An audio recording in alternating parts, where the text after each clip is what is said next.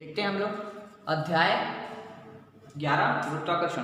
ठीक है, गुरुत्वाकर्षण क्या होता है आपका, जैसे कि परिभाषा में बताया गया है कि ब्रह्मांड में प्रत्येक पिंड है या प्रत्येक वस्तु है अपने द्रव्यमान के कारण एक दूसरे को क्या करते हैं, वो आकर्षित करते हैं। ठीक है ना, कोई भी है, जैसे पृथ्वी है, चंद्रमा है, ठीक है, सूर्य है, तो सूर्य और पृथ्वी के बीच में आकर्षण बल है, पृथ्वी और चंद्रमा के बीच में आकर्षण बल है, या पूरे ब्रह्मांड में जितने भी तारे हैं एक दूसरे के उनके बीच में आकर्षण बल है। ठीक है, उल्का पिंड है। तो इस प्रकार से ब्रह्मांड में जितनी भी चीज़ें हैं जिनके में द्रव्यमान है, ठीक है ना, जिनके में द्रव्यमान है, तो उस द्रव्यमान के कारण एक दूसरे को क्या करते हैं, वो आकर्षित करते हैं। और यही आकर्षण करने का गुण क्या कहलाता है, आपका गुरुत्वाकर्षण कहलाता है। यही आकर्षण करने का जो गुण है वो क्या कहलाता है, आपका गुरुत्वाकर्षण। ठीक है, ब्रह्मांड में सभी वस्तुएं द्रव्यमान के कारण एक दूसरे पर क्या करती हैं, आकर्षण बल लगाती है, और द्रव्यमान के कारण आकर्षित करने का यह गुण क्या कहलाता है, गुरुत्वाकर्षण कहलाता है। ठीक है, द्रव्यमान के कारण आकर्षित करने का यह गुण क्या कहलाता है, गुरुत्वाकर्षण कहलाता है। यहाँ पर आप दो जी देख रहे हैं, एक है आपका सार्वत्रिक गुरुत्वाकर्षण। ठीक है ना, ये क्या है आपका सार्वत्रिक गुरुत्वाकर्षण है। ठीक है, और ये है हमारे पृथ्वी का, ठीक है ना, ये है पृथ्वी का गुरुत्वाकर्षण। ठीक है, 9.8 मीटर प्रति सेकंड स्क्वायर, और ये है आपका जी। ठीक है, 6.67 × 10⁻11 newton metre square kg square. ठीक है, अब हम लोग इसके लिए देखते हैं कैपिटल जी का मान निकालने के लिए। ठीक है ना, क्या करना है हम लोग को, सार्वत्रिक गुरुत्वाकर्षण का मान निकालते हैं। तो सार्वत्रिक गुरुत्वाकर्षण का मान निकालना है तो देखते हैं उसके लिए क्या दिया है परिभाषा। ठीक है, तो उसके लिए क्या है आपका न्यूटन के अनुसार। ठीक है, न्यूटन के अनुसार क्या हो जाएगा, ब्रह्मांड में किन्हीं दो वस्तुओं के बीच लगने वाला आकर्षण बल दोनों वस्तुओं के द्रव्यमान और उनके बीच की दूरी पर निर्भर करता है। क्या है भाई, कि इसको मिटा ही देते हैं।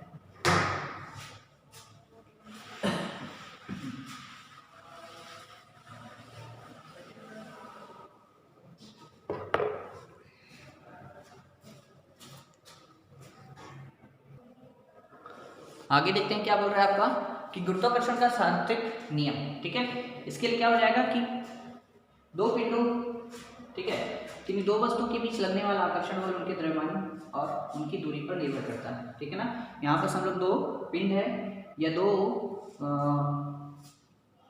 वस्तु मान लग सकते हैं या दो पिंड मान लिए। ठीक है ना, दो वस्तु है ए और बी, जिनका क्या है आपका द्रव्यमान m1 है और द्रव्यमान m2 है। ठीक है ना, m1 इसका द्रव्यमान हो गया ए का, बी का क्या हो गया, m2 द्रव्यमान हो गया। लगने वाला बल यहाँ बस इस तरीके से ये एक दूसरे को आकर्षित करेंगे, एक दूसरे के विपरीत दिशा में लगेगा। ठीक है, तो क्या बोल रहा है इसमें, जैसे कि दो आपके क्या है, दो पिंड ए है और बी है, जिनका द्रव्यमान m1 और m2 है, इनके बीच की दूरी क्या है, r है। इनके बीच की दूरी केंद्र से लेंगे। ठीक है, केंद्र से इनके बीच की दूरी कितनी है, r है। तो क्या बोल रहा है आपका न्यूटन के नियम के अनुसार, कि न्यूटन के नियम के अनुसार क्या हो जाएगा आपका,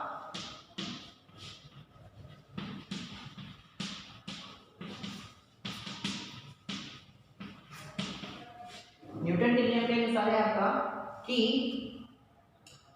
उनके बीच लगने वाला आकर्षण बल का मान, ठीक है ना, उनके बीच लगने वाले आकर्षण बल का मान बीच लगने वाले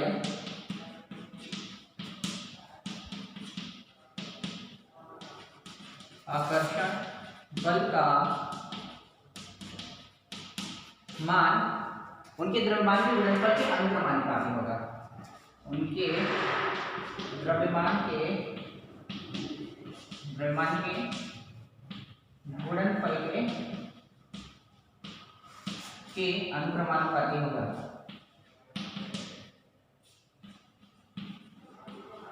अनुक्रमानुपाती।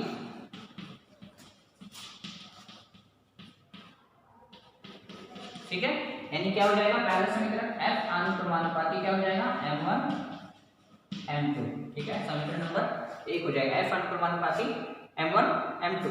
दूसरा क्या बोल रहा है, उनकी बीच की दूरी, तो उनकी बीच की दूरी के क्या है, वर्ग के व्युत्क्रमानुपाती होगा। ठीक है ना, लगने वाला बल क्या हो जाएगा, ठीक है, इसको ऊपर कर देते हैं, लगने वाला बल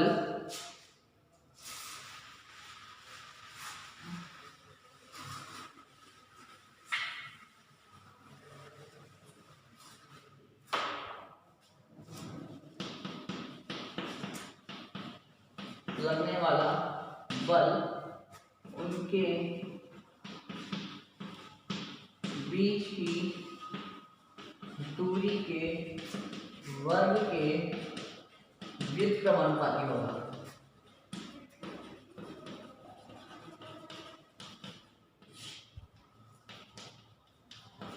ठीक है, व्युत्क्रमानुपाती मतलब उल्टा, ठीक है ना। तो यहाँ क्या हो जाएगा आपका एफ अनुक्रमानुपाती, क्या हो जाएगा एफ अनुक्रमानुपाती या 1/r², ये हो गया समीकरण नंबर 2। अब समीकरण नंबर 1 और 2 से क्या हो जाएगा आपका एफ अनुक्रम, दोनों को मिलाएंगे हम लोग तो क्या हो जाएगा आपका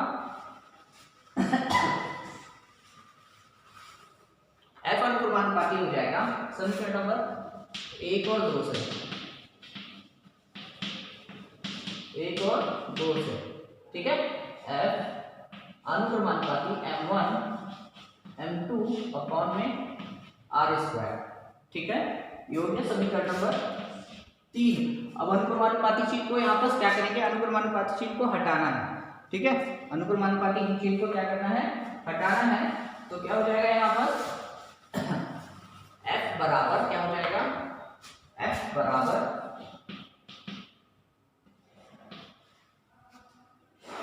G capital G m1 m2 upon में r²। यहाँ पर क्या हो जाएगा G सार्वत्रिक गुरुत्वाकर्षण नियतांक है या स्थिरांक है, जिसका मान हमने आपको बताया था 6.67 × 10⁻⁻, कितना है -11, ठीक है ना। इसका मान होता है 6.67 गुणा में 10⁻11 न्यूटन मीटर की घात 2 किलोग्राम की घात 2 हो जाएगा, ठीक है।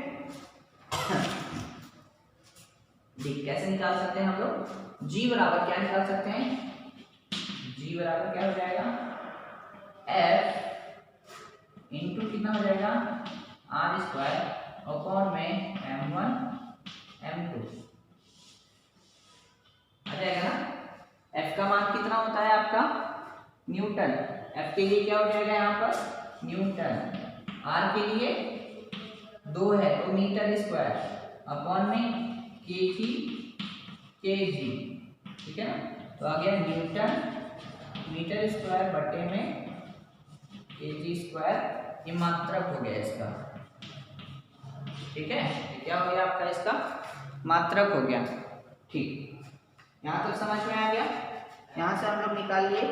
अब इसी के बेस पे अभी हम लोग उसके बाद फिर आगे निकालेंगे स्मॉल g का मान, ठीक है, वो कल बता देंगे।